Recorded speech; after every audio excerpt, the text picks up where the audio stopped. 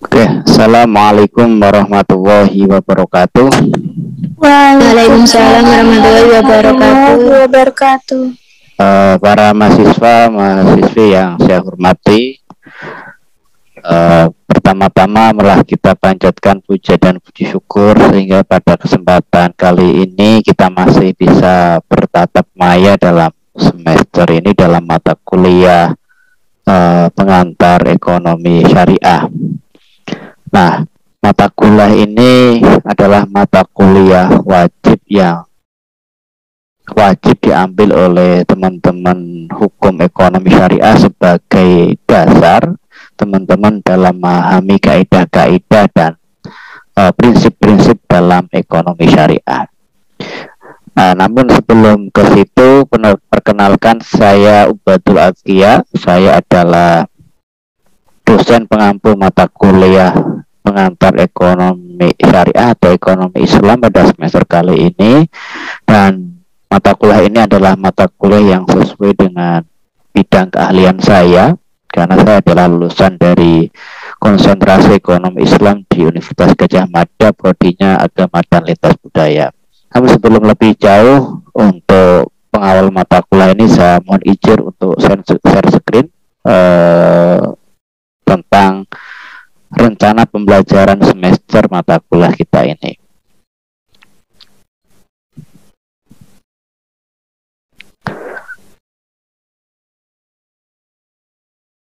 Oke. Nah, mata kuliah kita namanya adalah pengantar ekonomi syariah. Nah, mata kuliah ini mempunyai target ya, mempunyai capaian yang diharapkan kepada para mahasiswa untuk menguasai ya konsep, prinsip dan ekonomi syariah sehingga mampu menjelaskan perbedaan ekonomi syariah dengan ekonomi konvensional. Nah, yang kedua, harapannya atau kemampuan yang diharapkan dalam mata kuliah ini adalah mampu mengaplikasikan dan melaksanakan muamalah di bidang ekonomi dalam kehidupan individu dan sosial yang sesuai dengan ajaran Islam secara religius, jujur, peduli, dan bertanggung jawab. Jadi kita punya target ini dalam perkuliahan ini. Harapannya teman-teman dalam satu semester ini dengan saya akan belajar tentang metode ini.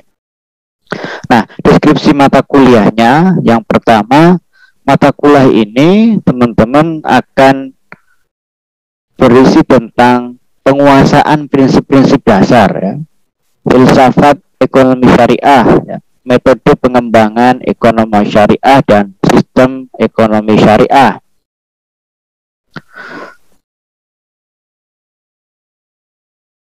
Teori permintaan dan penawaran dalam Islam ya, konsep kebutuhan, konsumsi, kepuasan, dan rasionalitas konsumen dalam Islam, dari produksi dalam Islam, prinsip distribusi, pendapatan, mekanisme pasar, dan struktur pasar menurut Islam.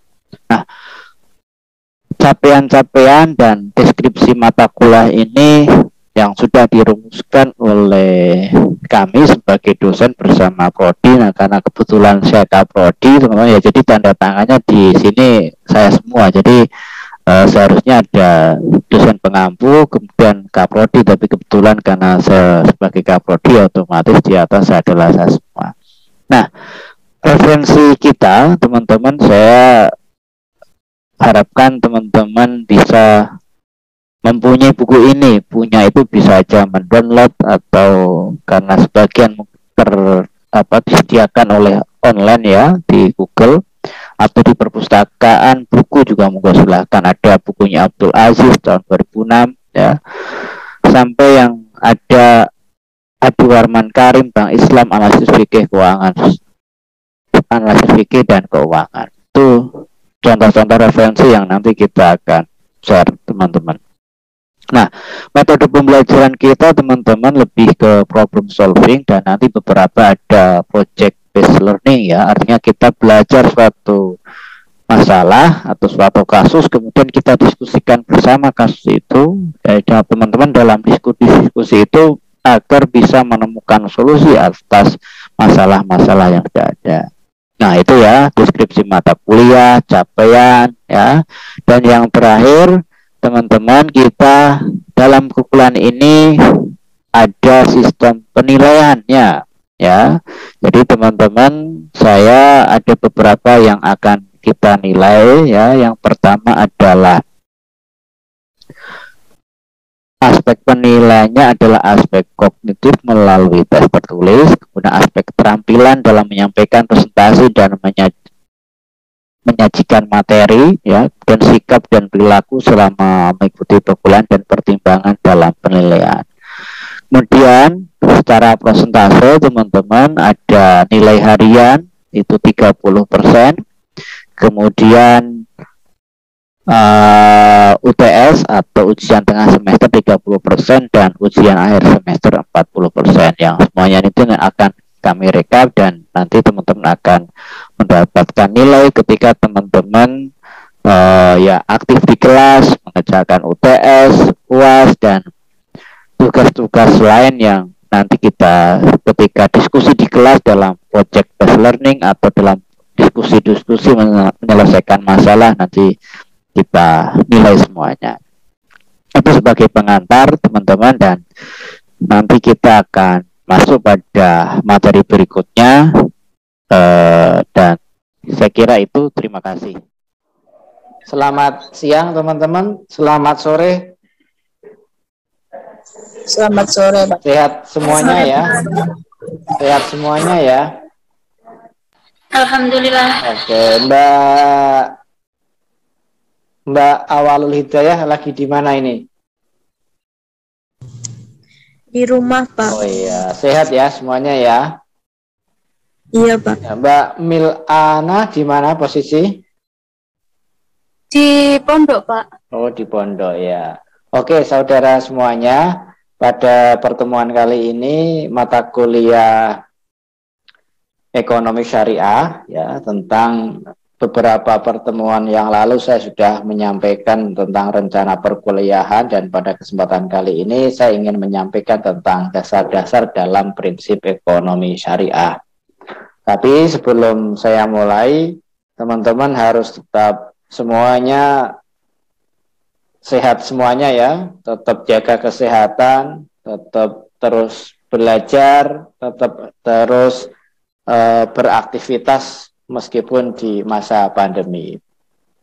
Nah, sebelum saya mulai, apakah ada dari kelas ini ada yang mau bertanya? Silakan, tentang prinsip ekonomi syariah. Ada yang mau bertanya? Silakan sebelum saya mulai. Apa itu ekonomi syariah? Ada yang mau bertanya? Mbak Fani, kira-kira apa Mbak Fani ekonomi syariah itu, Mbak Fani? Atau Mbak Nurjana, apa Mbak Nurjana ekonomi syariah itu? Bisa di mic-nya dihidupkan, nggak apa-apa. Ekonomi syariah, setahu saya itu, Pak, Iya. ekonomi apa ya, yang mempelajari tentang dasar-dasar hukum atau jual beli menurut syariat Islam, Pak. Oke, terima kasih Mbak Nurjana, jawabannya yang luar biasa. Ada yang lain yang ingin menambahkan ya? Tahu tadi prinsip-prinsip berdasarkan pada ajaran Islam. Yang lain silakan, ada yang mau menambahkan dari saudara-saudari yang lain. Mbak siapa ini? Iya, Pak. Mbak Fitriani, silakan Mbak Fitriani. Apa itu ekonomi syariah? Ekonomi syariah merupakan ilmu pengetahuan sosial yang mempelajari masalah-masalah ekonomi, Pak. Oke, terima kasih Mbak Fitriani. Jadi yang mempelajari masalah ilmu sosial yang mempelajari tentang masalah-masalah dalam ekonomi ya. Luar biasa ya teman-teman. Semuanya sudah membaca semuanya ya. Oke, jadi Ekonomi syariah itu adalah hal-hal yang ilmu ekonomi yang berdasarkan pada landasan atau ajaran agama Islam. Oke, sekarang saya izin untuk share screen ke teman-teman. Oke, sudah kelihatan ya? Sudah, Pak. Oke, jadi yang ingin saya bahas pada kesempatan pertemuan kali ini adalah pertama tentang konsep dasar ekonomi Islam dan yang kedua adalah prinsip ekonomi Islam. Jadi bagaimana sih dalam ekonomi Islam itu prinsipnya? Nah,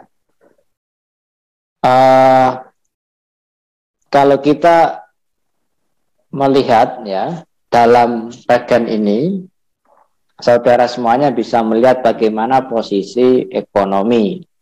Jadi dalam Islam itu kan kita sering mengenal ada akidah, ada syariah, ada akhlak. Ya. Ada akidah, ada syariah, ada akhlak, dan syariah itu ada ibadah, ada muamalah. Nah, muamalah itu ada yang tentang pidana atau kriminal ya, ada yang politik nanti larinya namanya fikih siasah, dan ada yang ekonomi nanti larinya adalah fikih muamalah. Nah, dari sini kemudian kita bisa melihat bagaimana posisi ekonomi Islam atau ekonomi syariah. Namun Islam itu harus kemudian satu keutuhan. Jadi ada akidah, ada syariah, ada akhlak yang menjadi satu kesatuan yang harus ada dalam diri seorang kita sebagai orang Islam. Nah, mayoritas penduduk di Indonesia itu adalah beragama Islam, dan ini menjadi potensi yang luar biasa bagi kita sebagai umat Islam untuk mengembangkan potensi-potensi sebagai umat Islam ini di sektor ekonomi. Nah, konsep dasar ekonomi Islam itu ya, suatu permasalahan ekonomi bermuara pada satu hal, yaitu tujuan hidup. Ya, kita itu kan semua ini hidup di dunia ini itu kan punya satu tujuan kan? Apa? Tujuan kita sebagai umat manusia apa? Yaitu tujuan hidup kita adalah kebahagiaan. Ada yang di sini tapi hidup pengen tidak bahagia, ada. Ada yang punya cita-cita tapi tidak bahagia, ya. Ada. Saya kira semua yang ada di dunia ini ketika hidup itu ingin satu, punya tujuan, yaitu kebahagiaan. Nah, kata falah atau sering kita kenal dengan namanya falah. Falah itu bahasa Arab artinya kemuliaan dan kemenangan. Nah, dalam Al-Quran, falah itu adalah keberuntungan jangka panjang, material, spiritual, individual, dan dunia akhirat. Jadi dalam konsep agama Islam, dalam ekonomi Islam itu ada material, ada spiritual. Tidak hanya aspek material yang diperhatikan dalam konsep ekonomi Islam, tapi juga ada spiritual. Ada individual, ada sosial. Artinya tidak hanya untuk kepentingan kita pribadi sebagai manusia, tapi harus ada yang bermanfaat untuk orang lain. Jadi konsep dasar ekonomi Islam itu tidak hanya untuk memperkaya diri sendiri, untuk yang kaya makin kaya, tapi juga bagaimana ekonomi itu juga memberikan kesejahteraan bagi orang lain, memberikan memberikan subsidi bagi orang lain, ya. Tidak hanya kita yang kaya, tapi bagaimana pemerataan kekayaan itu harus semua lini masyarakat. Dan selanjutnya adalah tentang dunia akhirat. Jadi dalam konsep ekonomi Islam itu kita mempercayai, sama dengan Islam, mempercayai bahwa kehidupan ini tidak hanya cukup di dunia saja, ya kan? Tapi kita masih punya angan-angan, kita masih punya keyakinan bahwa setelah dunia ini selesai itu ada berikutnya yang namanya akhirat. Jadi setelah kita mati itu kita masih percaya bahwa setelah mati itu ada surga. Nah, dalam konsep ekonomi Islam itu, jadi kita mencari kekayaan, mencari harta itu ya untuk tujuan dunia dan tujuan akhirat. Artinya keduanya harus seimbang. Oke. Nah, dimensi akhirat, ya, kehidupan akhirat nyata ada dan bernilai kualitas serta kuantitas yang melebihi kehidupan dunia. Jadi dalam konsep Islam itu bahwa di akhirat itu nanti ada semuanya lebih, ya, lebih, semuanya bisa bisa diwujudkan apa yang menjadi cita-cita kita ketika di dunia. Jadi falah dunia, kehidupan dunia yang holistik dan seimbang berlandaskan iman, Islam, dan ihsan. Jadi tadi kita berlandaskan pada iman, Islam, dan ihsan. Ada yang tahu iman, Islam, ihsan itu apa? Ada yang mau mencoba? Yang cowok mungkin silakan. Iman, Islam, ihsan itu apa? Ada yang pengen mencoba? Mas, siapa ini yang pengen mencoba? Mas Gufron bisa mencoba apa itu iman, Mas? Bukan iman fadilah ya. Apa itu iman? Coba Mas Gufron. Bisa di mic-nya di iman itu apa? Ini aja. Setahu Mas Gufron, iman itu apa?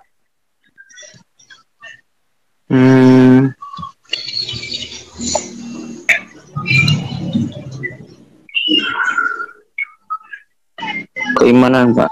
Ya, apa? Keimanan itu apa?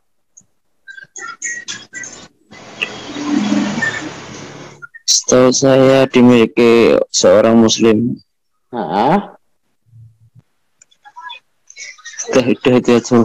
Oh iya, jadi sesuatu yang harus dimiliki sebagai seorang yang beragama Islam. Oke, terima kasih Mas Gufron atas jawabannya. Yang kedua adalah falah dunia. Falah dunia itu adalah maslahah atau kemaslahatan segala bentuk keadaan, baik material maupun non-material, yang mampu meningkatkan kedudukan manusia sebagai makhluk yang paling mulia. Ya, jadi kita di dunia itu punya yang namanya maslahah, jadi kebaikan.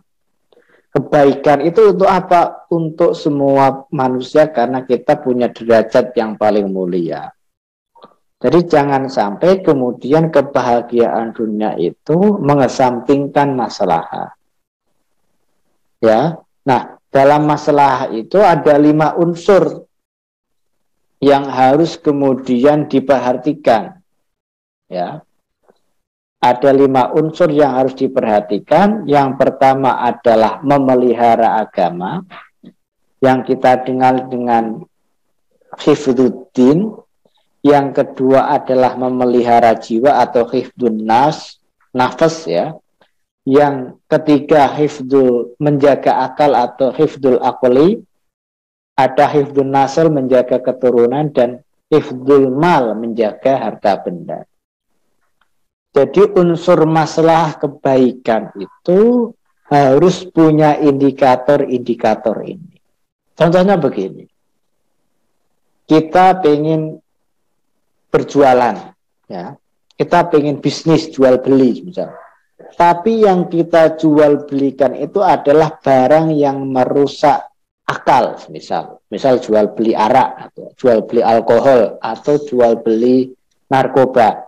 Nah, yang teman-teman jual itu dalam konsep masal karena narkoba itu merusak akal, makanya itu tidak diperbolehkan dalam konsep dasar ekonomi Islam karena barang yang aktivitas ekonomi yang kita kerjakan itu berimbas pada tadi merusaknya akal umat manusia, itu tidak diperbolehkan. Tuh. Jadi teman-teman harus diperhatikan kalau teman-teman pengen punya cita-cita menjadi orang yang kaya misal, atau menjadi orang yang sukses, itu harus diingat bahwa dalam konsep ekonomi Islam itu harus ada 5 hal ini yang kemudian harus diperhatikan.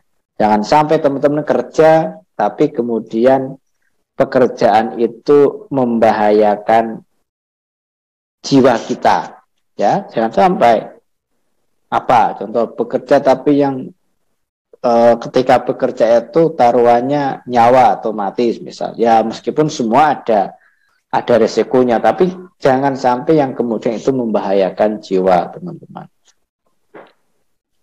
Masalah jadi adalah terpenuhinya kelima unsur dasar secara seimbang. Di kelima unsur tadi, hifdzuddin, hifdzun nafas, hifdzul aql, hifdzun nasl, dan hifdzul mal itu harus terpenuhi secara seimbang. Nah, Islam ya punya tujuan yang benar, malah hanya bisa dicapai dengan cara yang benar. Ingat, kita punya tujuan yang benar, tapi juga punya cara yang benar untuk mendapatkannya. Gampangnya begini, teman-teman membeli motor itu boleh atau tidak? Boleh nggak membeli motor itu? Boleh. Boleh. Tapi kalau dari saudara yang lain, dari teman Mas Musbin, silakan. Ada yang pengen menjelaskan tentang prinsip ekonomi Islam?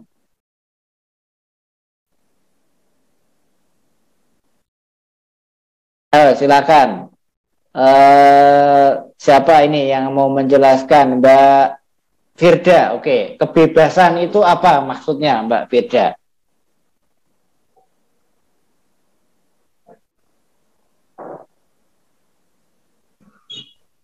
Maksud kebebasan ya, Mbak? Nah, apa, Mbak? Kebebasan itu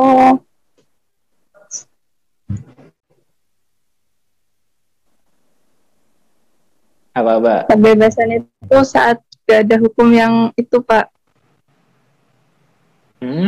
yang mengekang. Oke, jadi